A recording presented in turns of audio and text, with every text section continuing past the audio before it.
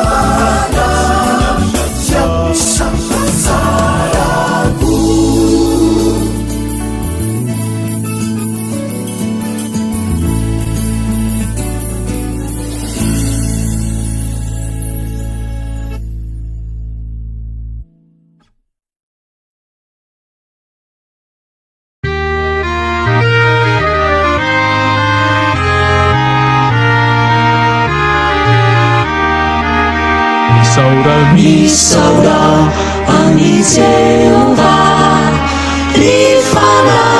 rifanai juu, ada sami siatinuina, ni vita yanileta. Misaura ani Jehovah, rifanai juu, ada sami siatinuina, ni vita yanileta. Sai mamela ni eluka, simana ni aretina, sai manavuta, sai mamitafu, sai mavutisu, ni fanaina, sai mamela ni eluka, simana ni aretina, sai manavuta, sai mamitafu, sai mavutisu, ni fanaina.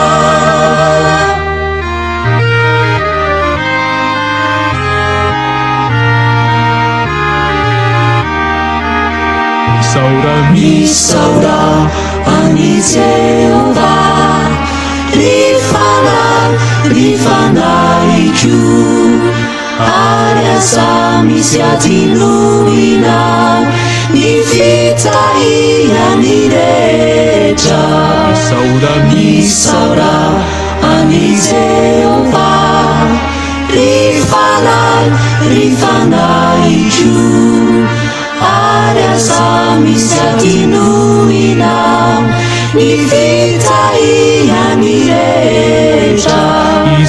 Sai mamela ni eluka, simana ni aretina, sai manavuta, sai mamitafu, sai mavutisu, ni fanaina, sai mamela nieloka sitrala ny aretinao say manavotra say mamindra fo say mavotra iso ny fanaina.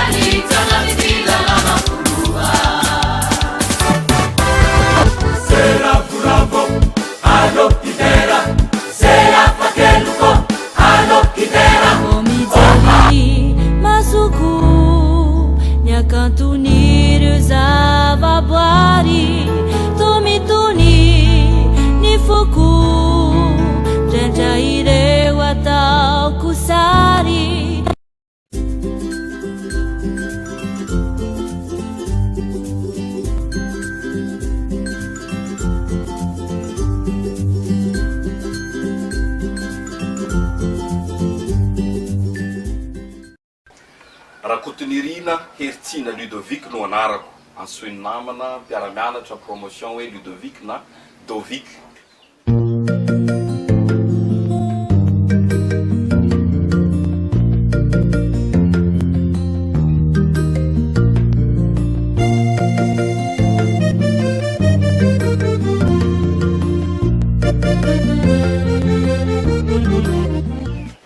Dia nomen'Andriamanitra ny talenta amin'ny resaka tao-trano. Ny anarana moa zany fa le lasa ara ao anaty misy le resaka architecture, le en tant qu'architecte zany.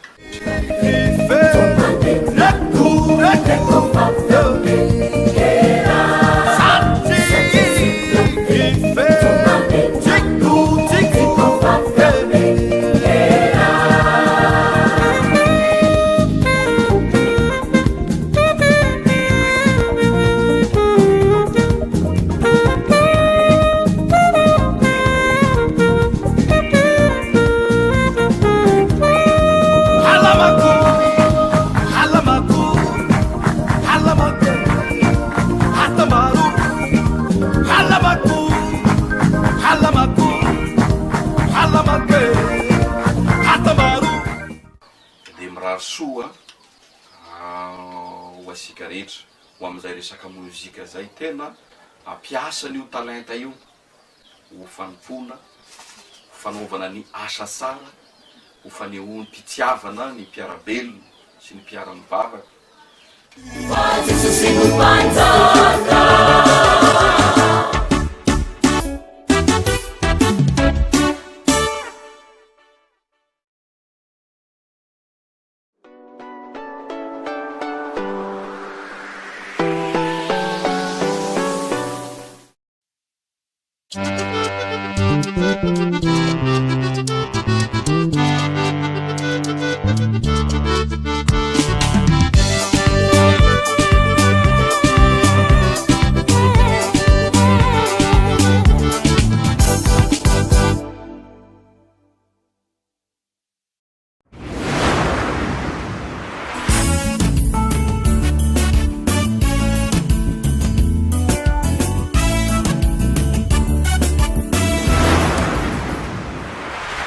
Saotra an'Andriamanitra isika no ny fahatrarany vondrona zanaky ny FLM ny fahafolo taona, ary zany moa dia ao ankatoky ny réformation koa. Iara-mivavaka isika. Ry Andriamanitra rainay ny an-danitra, faly misaotra anao zahay no famondram-ponao zay hatramy taloha indrindra ka ho mandrakizay, ary mbola nahatratra anay koa izany ka hifalianay rehetra. Am'izao fankalazana izao fahafolo taona izao, indrindra koa mifanindry amin'ny réformation dia mankalaza zany amin'ny naranao zahay, ary manambara ny voninahitrao sy ny fitiavanao anay, koa dia petraka amin'ny naranao Jesosy zao fampianarana izao. Amen. Ny lohateny zay anjarasika amin'izao fampianarana izao moa tompoko dia ny hoe ny FKTLM sy ny réformation. Ny FKTLM sy ny réformation. Ny FKTLM moa ato amin'ny fiangonana Luterana Malagasy dia hilazana ny fisinzarana zay misy efatra, dia ao ny sekolelady ho an'ny zanaky ny Luterana rehetra sy ny vita batisa, dia ao koa ny tanora rehetra, ka io no atao hoe KTLM na Kristiana Tanora Luterana Malagasy. Dia ao moa ny vehivavy ary ao ny lehilahy, dia ny FBL sy ny FDL izany. Ka ireo ny fanasokazina ny kristianina rehetra ao amin'ny fiangonana, fa misy any sampana hafa zay sady mbola azo idirany na vehivavy ianao na lehilahy. Ka ity resaka KTLM ity matompon'andraikitra momba ny tanora Luterana anay no hanaovana fampianarana eto, na dia zany nefa dia azosika rehetra koa raisina, henoina ary andraisana fampianarana izany KTLM izany. Ny KTLM araka ny fanazavana teo dia fanasinzarana ho an'ny tanora rehetra ao amin'ny fiangonana, dia lazaina fa KTLM izy. Kristiana Tanora Luterana Malagasy. Fa ao amin'izany KTLM izany dia misy sampana marobe. Misy ny tanora mpanao fanatanjahantena, misy ny tanora mpanao taozavatra, misy ny tanora mpihira, ary misy ny tanora skoto. KTLM daholo ireo tompoko, izy rehetra ireo.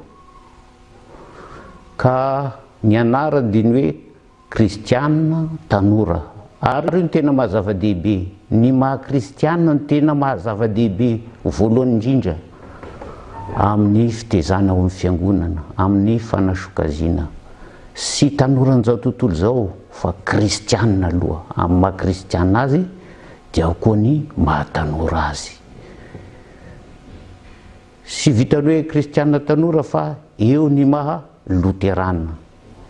Raha miresaka ny maha-luterana ary mifanindrindrindra moa amin'ny fankalazana ny réformation amin'izao zany maha-luterana zany, dia ilazana ny fampianaram-ponoan'ny fiangonana izay misy isika izany, ka misy resaka fampianarana zany.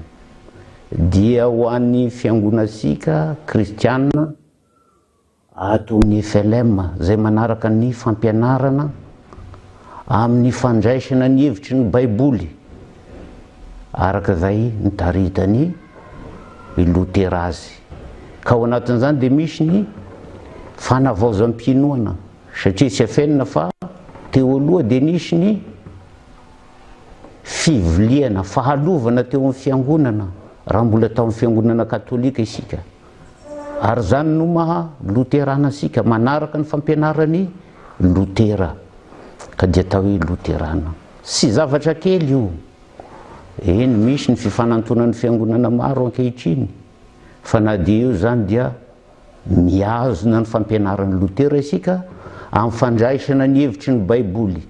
Efa nandalo ady mpampianarana maro izany fampianarana zany, fa mbola mitoetra mandraka androany. Noho zany ny KTLM dia sady kristiana izy, tanora no luterana, zay miaina ao amin'ny fiangonana luterana. Sy zavatra kely koa nefa ny maha malagasy, satria zany maha malagasy zany dia hilazana ny finoasika zay zoroasika kristianina loterana eto Madagasikara.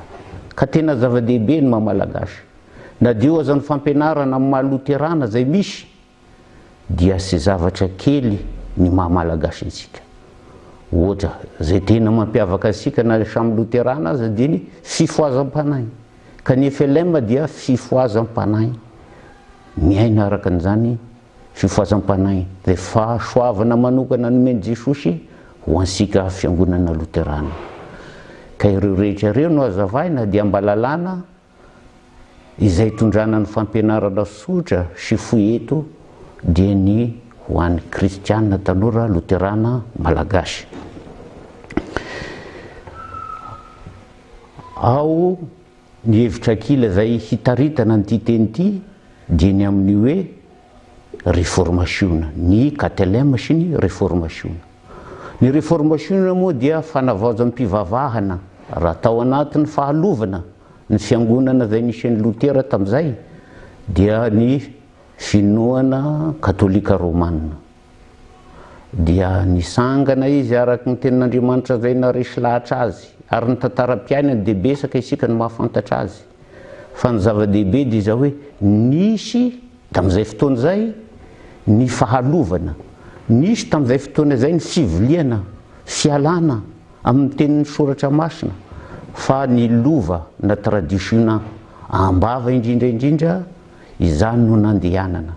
Ka io no besaka ny zaraina sy nampianarana tamin'ny kristianina ho araka ny fandresin-dahatra azy. Ka tao anatin'izany indrindra izay fantasika ny fitiavam-bola izay tafiditra amin'ny fiangonana tamin'izay fotoana izay raha hanorina ny foibe ny fiangonana katolika tao Roma dia nisy ny fahalovana ny fitadiavam-bola. Ka tamin'izany dia nisy aza ny heverina fa hoe fivarotana famelan-keloka zay sy naresy lahatra ny Lutera.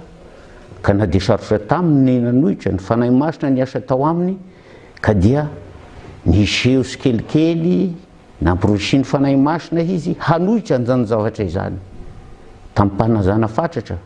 Kanefa mosy izany no nandrahan'Andriamanitra azy fa ho lasa ho lavitra kokoa aza noho izany. Dia ny fanavaozam-pivavahana hifanaraka amin'ny soratra masina izay voasoratra ao amin'ny Baiboly. Ary dia izany mbola azontsika kristianina loterana mandraka ankehitriny hoe ny soratra masina ireriany.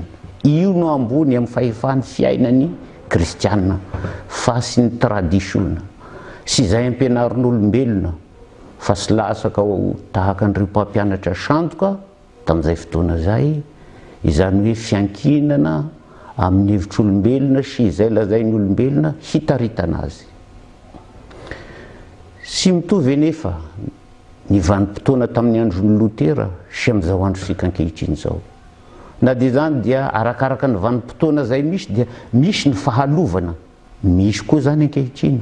Na dia sy mitovy amin'ny hoe fivarotana famelan-keloka zany fa misy ihany koa ny fahalovana izay misy na dia amin'izao androsika izao aza.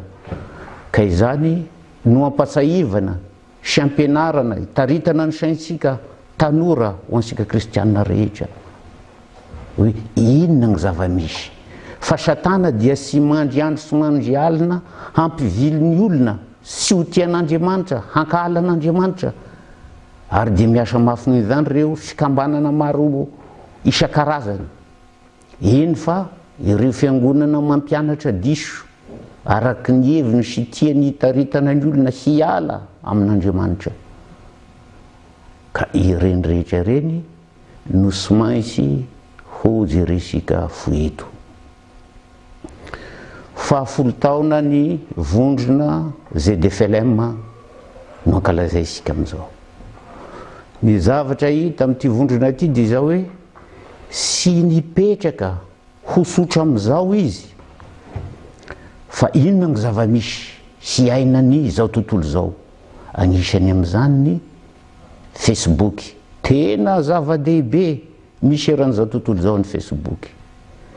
Ireny nefa sy azosika handosirana fa inona ny fahenjena omen'Andriamanitra antsika miatrika ireny koa, satria ny Facebook misy ny filazana fa hoe sy sara izy ireny, satria mahavariana antsika tanora indrindra andaniansika ny fotoanasika dia ny fizerena Facebook.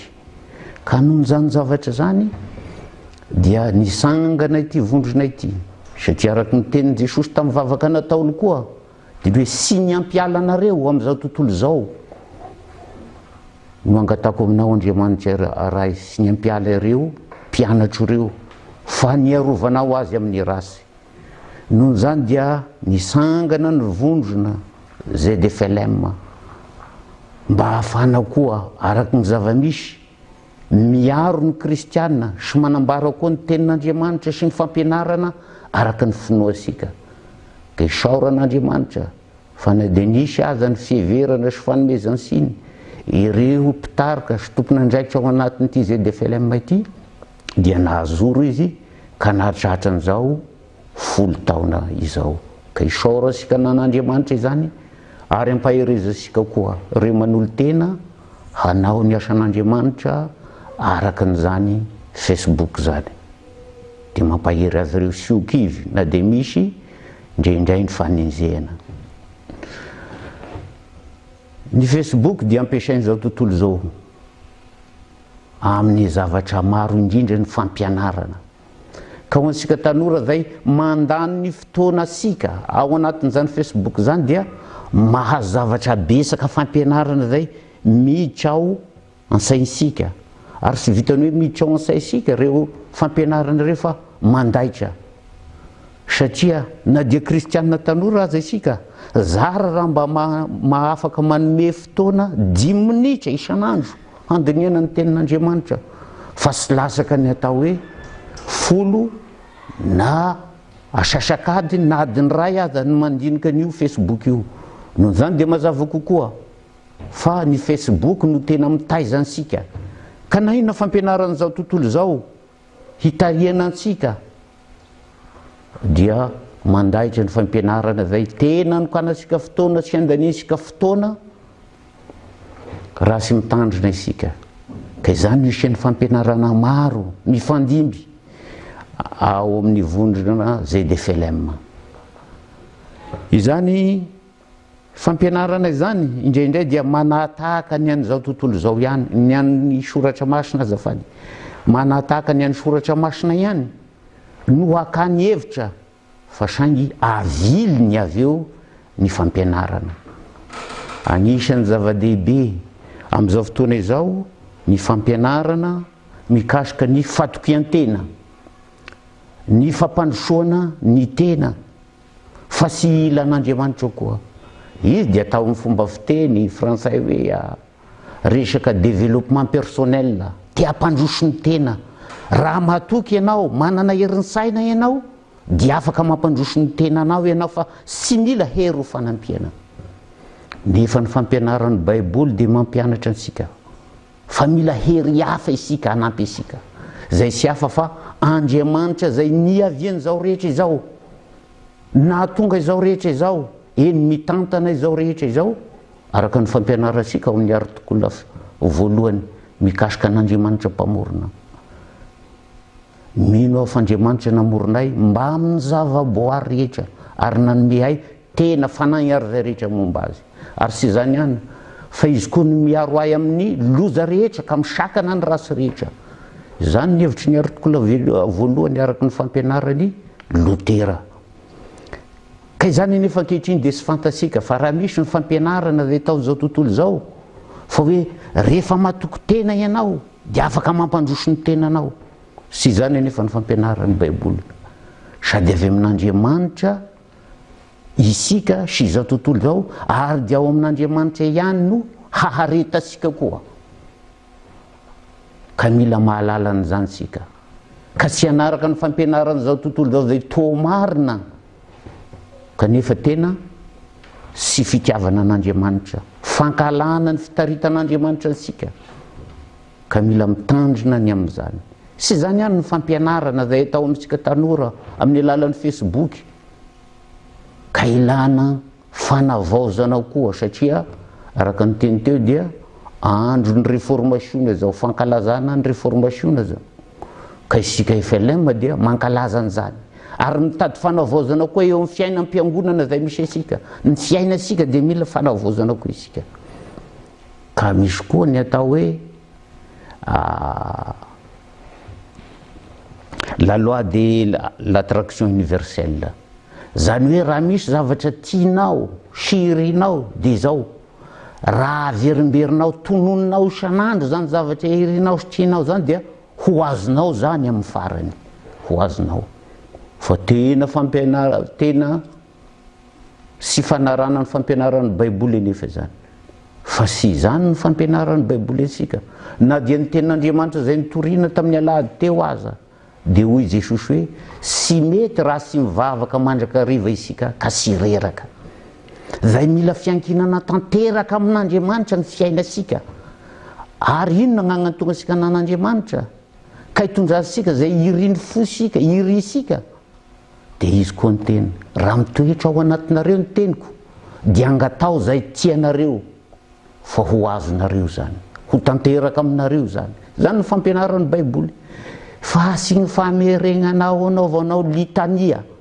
zay zavatra irinao sy misy Andriamanitra sy fiankinana amin'Andriamanitra fa ny fiankinana amin'ny Jesosy ny fitiavana ny tenin'Andriamanitra ka hitoeran tenin'Andriamanitra izany ao am-posika ka hanarasika sy hanoavasika azy izany misy fampanantenana avy amin'ny Jesosy handraisasika ny zavatra iriny fosika amin'ny mahaloteranasika araka ny teny efa nilazaiko teo dia hoe sika dia manana ny hoe ny tenin'Andriamanitra irery ihany izany no mitarika ansika amin'ny fomba fiainasika iankinasika eny hiaro ansika amin'ny raso sy ny loza rehetra aza dia ny fahafantarana sy fitiavana ny tenin'Andriamanitra ka nomezasika fotoana farafarasy isan'andro mba mandre izany tenin'Andriamanitra izany sika mila izany sika ka manome fotoana an'izany satria raha seho ny tenin'Andriamanitra na inona zavatra irinao dia hoy Jesosy mampianatra hoe io vavaka atao sika io anie dia sy mba ho tahaka ny vavaky ny gentilisa zay tsy misy orenany fa ny filany nofo no mibaiko azy te hanan-karena amin'izao ka manao ny fomba rehetra ny hafarany sy maintsy mangalatra satria zany ny lala manapaka raha te hanan-karena teo tafavoaka amin'ny fiainana dia sy misy afa-tsy ny alatra ny tena voalohany fa sy zany nefa raha ny ambaran'ny tenin'Andriamanitra fa izy manome toko fa momba sika mandrakariva manome zay zavatra ilainsika sy mahasoasika ka sy ho araka ny sitraposika fa hoy ny famaragnasika rehefa mivavaka avy nandre ny tenin'Andriamanitra nanome fotoana ny tenin'Andriamanitra dia hoy ny tenisika hoe amin'ny anaran'i Jesosy no anaovana izany vavaka izany tenin'Andriamanitra miaraka amin'ny fiankinana amin'ny Jesosy ka hatanterana zay zavatra mahasoa ansika ry tanora malala zanaky ny réformation isika na ny fanavaozam-pivavahana zay iadiany développement fy teo sombany zany finoansika izany ka te hanao sinosinona an'Andriamanitra zay tompo isika koa mila hery sika amin'ny fiainasika maha-olombelona sika dia sy hafa zany hery zany fa ny fitiavana ny tenin'Andriamanitra sy fanomezana anjara-toerana amin'izany ka iansoana ny fanahy masina hatanteraka zay fantany fa mahasoa asika iansoana ny fanahy masina hanome fahendrena sy finoana mafiorina ho ansika iansoana ny fanahy masina hanome ansika fifaliana ka na inona zava-misy eo amin'ny fiainanao dia ahita fifaliana mandrakariva ianao fa izany ny santatry ny fifaliana mandrakizay zay ampahana ny tenain'Andriamanitra ansika ka ao amin'ny tenin'i Jesosy zay iasan'ny fanahy masina no misy ny fahatanteraina sy fiainana mandrakizay ho voninahitr'Andriamanitra irery ihany ane izany teny zany ka hahasoa ansika rehetra amen.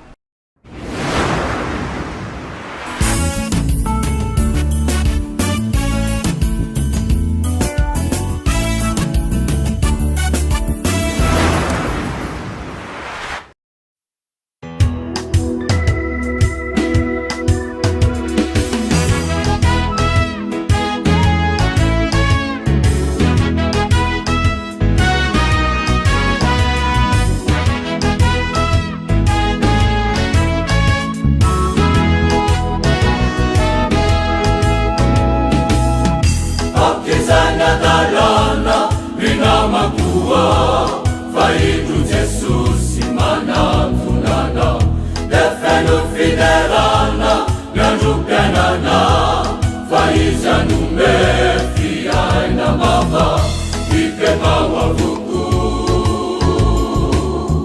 reo tsy mety talo tsy mety talo fa ny fitiavany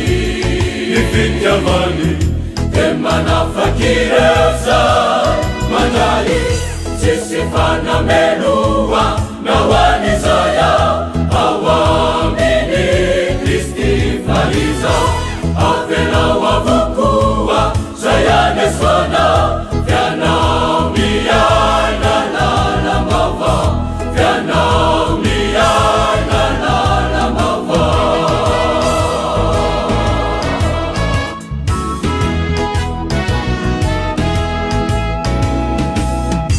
akezana dalana rinamakoa faindro jesosy manamponana de feno fiderana miandrom-piainana fa izy anome fiaina mava araraty toko miandro azana vatso anaovanaso fefanoafahany ianao sanany tsy hoandevony ota mitsony tsisy fanameloa nahoany zaya ao aminy Kristy fariza avenao avokoa zay anesana fianao miaina lala mava fianao miaina lala mava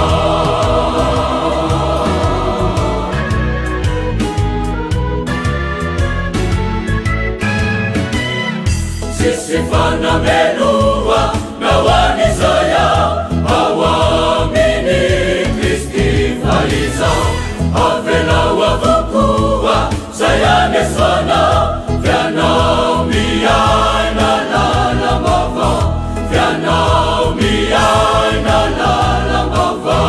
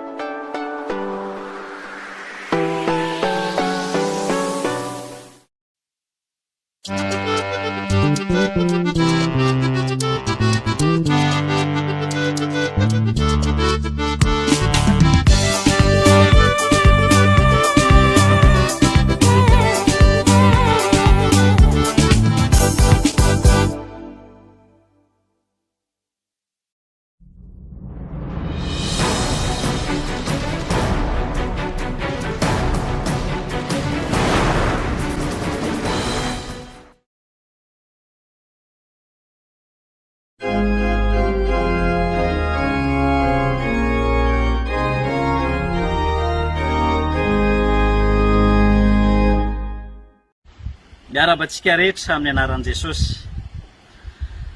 Andro vitsy isany isaina dia higadona lay andro lehibe dia tsy iny zany fa lay fotoana ny fanombohan'ny fankalazana ny 70 taona ny groupitsika ny zanaky ny fiangonana Luterana Malagasy. Ho toy andreo vidéo fanentanana izay efa narahantsika teto tao anatin'ny andro vitsivitsy ny sesy dia izay ho toy an'ny fanentanana anjarako amin'ity androany ity dia ny andraisantsika anjara ao anatin'izany vidéo fankalazana ny 70 taona zany. Mety anontany ianao hoe amin'ny alalan'ny ahoana raha zany no andraisanay anjara ao anatin'izany fankalazana ny 70 taona zany ho azavaiko. Isika rehefa mahita ato anatin'ny Facebook rehefa misy mpanakanto anankiray mamoaka hira vaovao izy dia hilanseny an'ilay hira vaovao dia tany ny mpakafy anazy hanao vidéo challenge hilanseny an'ilay hira. Fa ho antsika kosa dia izao hivoaka tsy ho ela ny hira faneva. Rehefa hivoaka ny hira faneva dia hoe zahantsika ho amasahana any amin'ny toerana izay misy atsika. Ka na ianao zany ao anatin'ny groupe choral na ianao anatina fikambanana na ianao manokana azy dia afaka manatanteraka mandray anjara an'izay vidéo izay. Rehefa vitanao ilay vidéo alefanao amin'ny admin ny zanaky ny fiangonana loterana malagasy na ao anatin'ny zanaky ny fiangonana loterana malagasy zany mazava ho azy, dia ireo technicien indray no ezaka hanakambana handravona an'izay vidéo atsika tsirairay izay, ary iny no lasa ho tonga clip officiel ny hira faneva fankalazana amin'ny fahafolon-taona. Naiza zany misy anao na ao Madagasikara na aty ivelany, afaka manatanteraka mandray anjara ao anatin'izay vidéo izay sika. Mety hieritreritra ianao hoe andao atao amin'ny teny paritra andao atao amin'ny fiteny izay mahazatra atsika aty afaka ataonao zany fa haingo hanitra ao anatin'izay fankalazana fahafolon-taona zay daholy zay zavatra eritreritra miainga avy any amintsika zay, fa ny fandraisantsika anjara no tena zava-dehibe. De entanina sika rehetrarehetra hazoto harisika ao anatin'izany fandraisana anjara amin'ny alalan'ny vidéo izany. De samy ho tahin'Andriamanitra ary manantena fa handray anjara ny maro amintsika rehetra. Samy ho tahin' Jesosy tompo.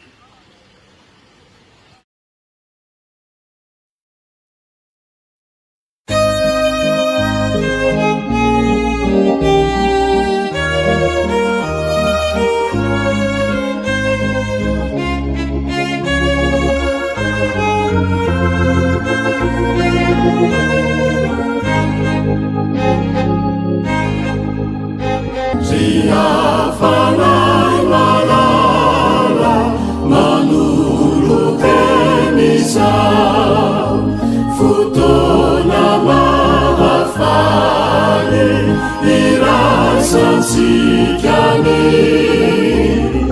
fasaresahao faisaharayanao.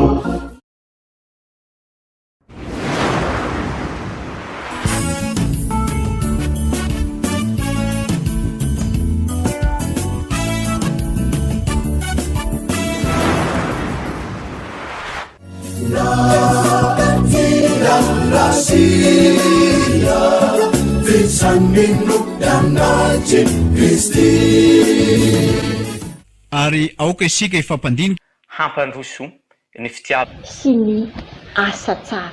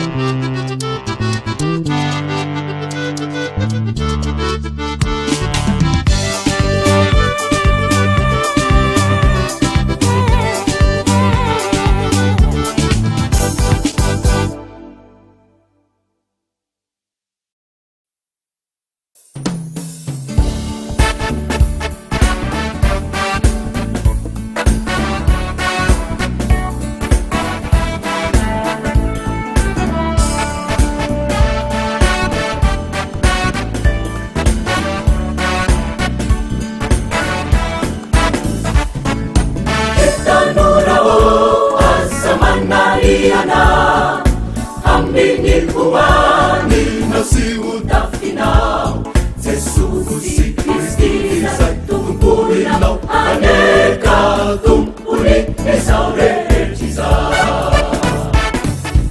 itanora asa manna ianao amin'ny koany nasihotafinao Jesosy Kristy zay tomponinao aneka tompony izao rehetra izao Pagkatsamaro ifanjakani si pahamari naniti manampi uangare sanirehetiza ani faazabe vanaiana Pagkatsamaro ifanjakani si pahamari naniti manampi uangare sanirehetiza ani faazabe vanaiana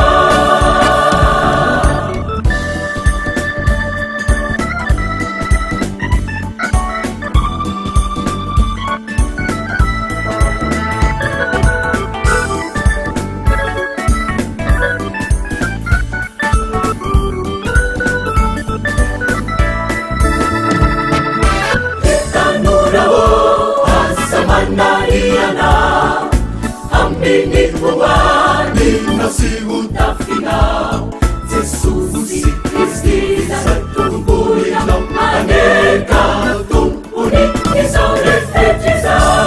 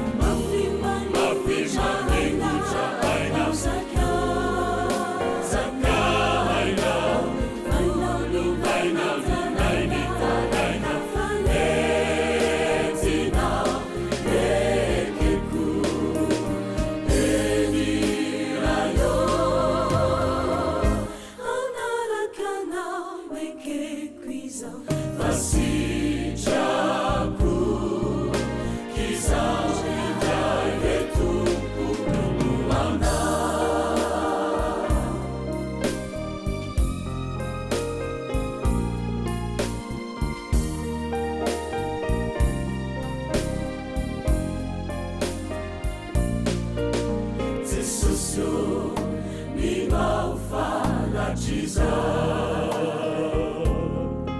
amin'ny andro iverena nawindra Jesosy io fetrompetra fitsarana ataona Jesosy io hanangana ianao Jesosy io milau faratry izay amin'ny andro iverena nawindra Jesosy io fetrompetra fitsarana ataona Jesosy io hanangana ianao fasentsika sy famonona fiokohana malefona latsa sy ora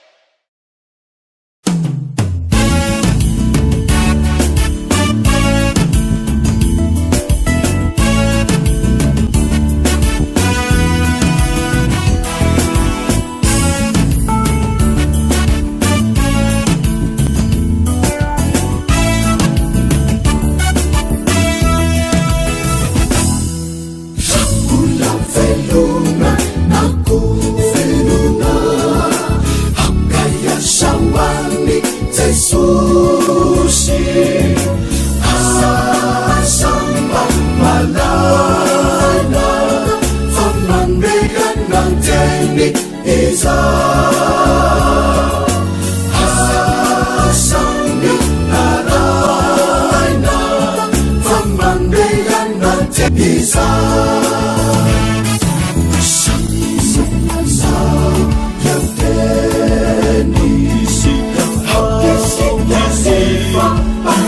Mandika apandosundushu vizentana siapisapazaragu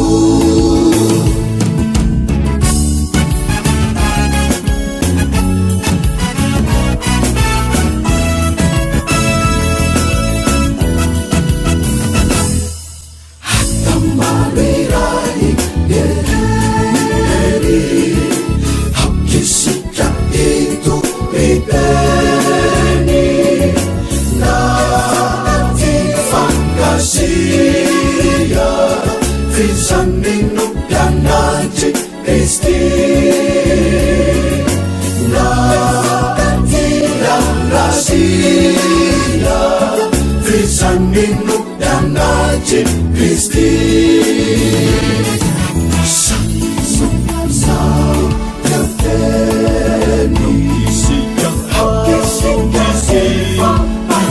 Mandika apandosundushu vizentana siapisapazaragu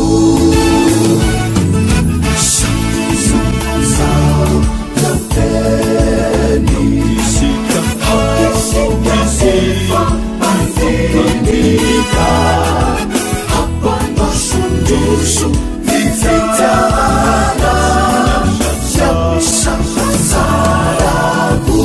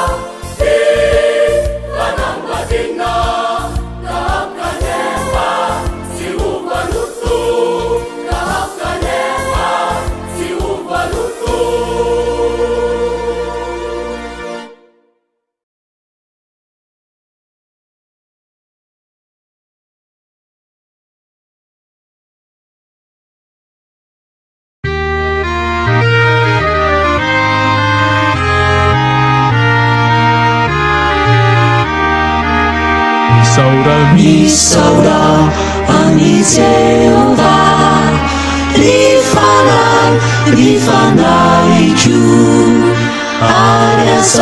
misy adinoina ny fitahiany rehetra misaora ani Jehova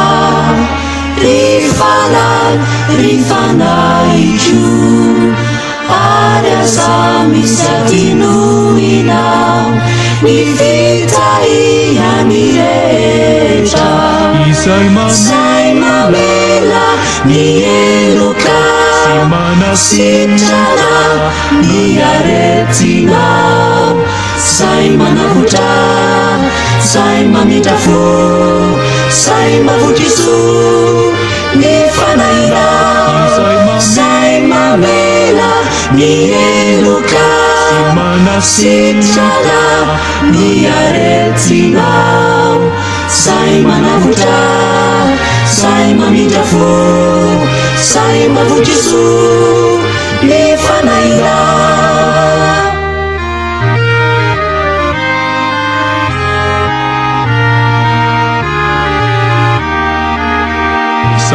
misaora ani Jehova ry fanaitro ary aza misy adinoina ny fitahiany rehetra misaora ani Jehova